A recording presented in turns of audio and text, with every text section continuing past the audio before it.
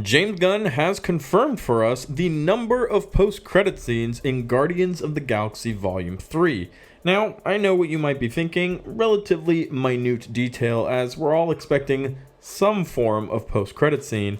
However, in this case, it is a very interesting continuation, which leads to some pretty interesting post-credit scenes. Hey everybody, how's it going? Welcome back to Cosmic Culture, the channel where we talk all things major movie and television news, theories, breakdowns, and much, much more. Earlier on Instagram, James Gunn confirms, with a quote coming directly from him, how many post-credit scenes there are. And at first he goes for a little bit of a scare, saying, "There is not a post-credit scene. There are two." So, perhaps at first we thought, oh no post-credit scenes, but in fact there will be two. Now, keep in mind, during Guardians of the Galaxy Volume 1, we received 2.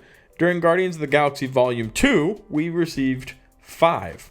One of which was the Adam Warlock teaser, which eventually, after a lot of changing directions and pace for Disney and for James Gunn, has now come to fruition with the release of Guardians of the Galaxy Volume 3.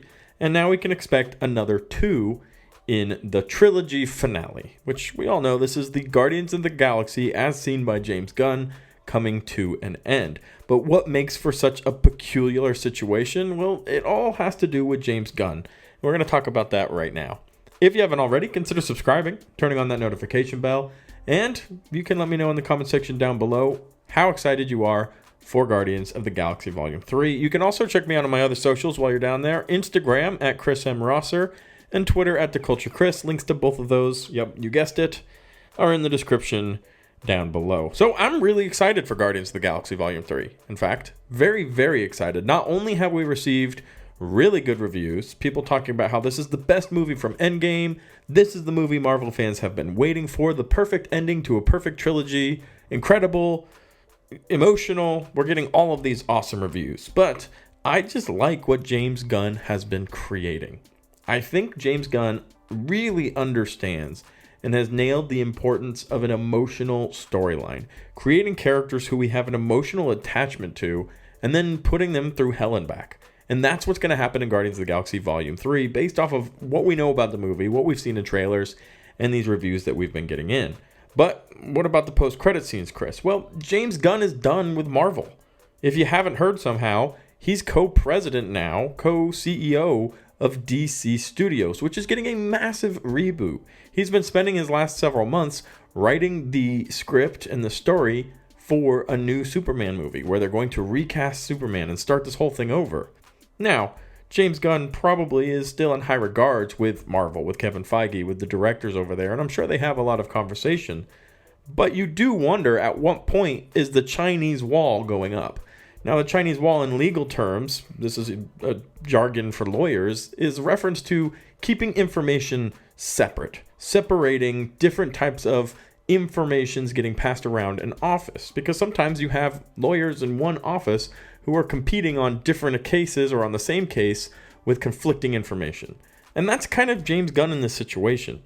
Now, he's going to DC, which, is or isn't the competitor of Marvel. You call it what you want. It's a different organization outside of Marvel. And Kevin Feige probably at some point would think to himself, I want to protect the information of the future of the MCU. Now, we know this is the end of the Guardians of the Galaxy. We've been reminded that enough. But one has to assume, to some level, the Guardians of the Galaxy will return. Whether it's Rocket survives or Star-Lord survives or Adam Warlock becomes the new leader of the Guardians, to some level, the group of the Guardians of the Galaxy and some of its remaining survivors will live on in the MCU. So Marvel has to start planting Easter eggs. Marvel wants to have some continuation, some continuity. How are they going to do that if they're keeping secrets from James Gunn?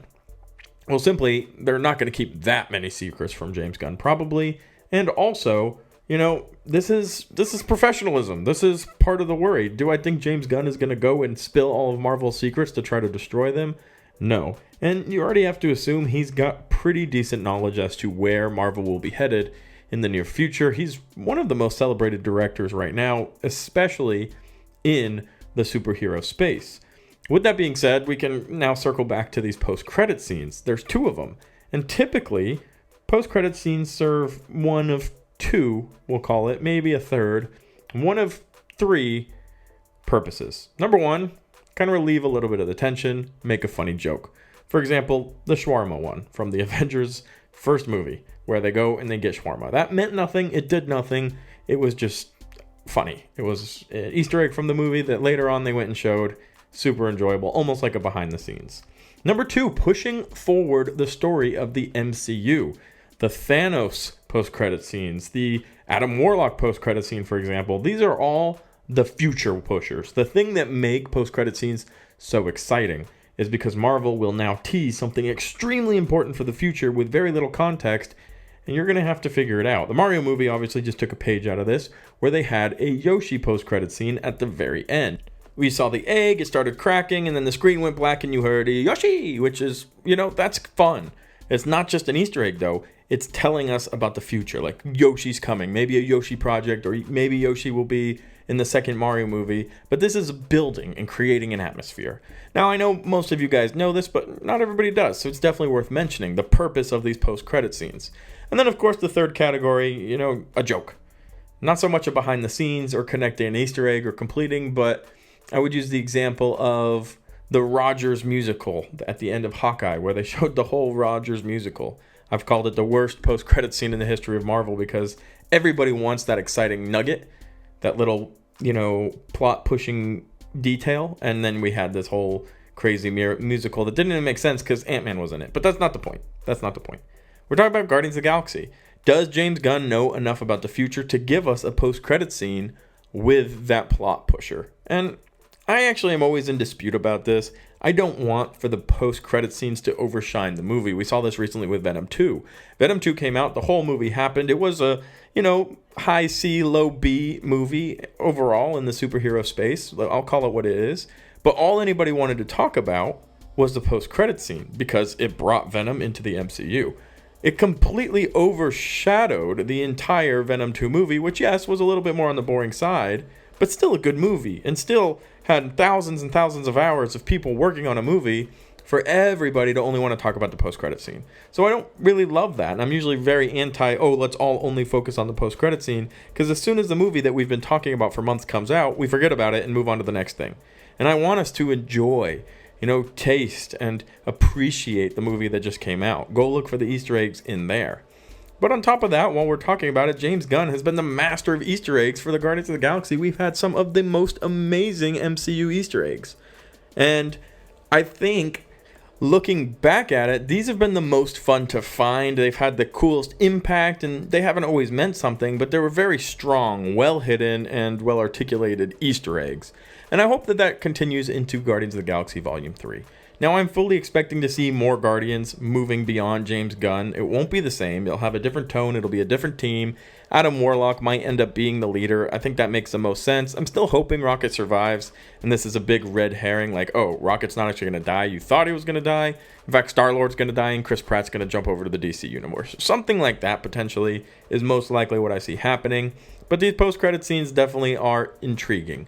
I'm curious what they are, if it'll be a goodbye from James Gunn, not necessarily, him on the screen, but some type of reminiscent point of that. Or if there will be a plot pusher, which is what I hope to see. How is Kang involved with the cosmic MCU, which is where all of the Guardians are happening? We also have to remember they own Nowhere, which is a Celestial's skull, which we know, or we very, very much believe to know, that Tiamat from the Eternals is going to be a big part of the Thunderbolt because there's adamantium somehow involved with that. So is there a connection there? Now that the Guardians own Nowhere, will they also discover adamantium? All these questions that need answers, and I just can't wait. Post-credits are usually the best place to get some of those answers.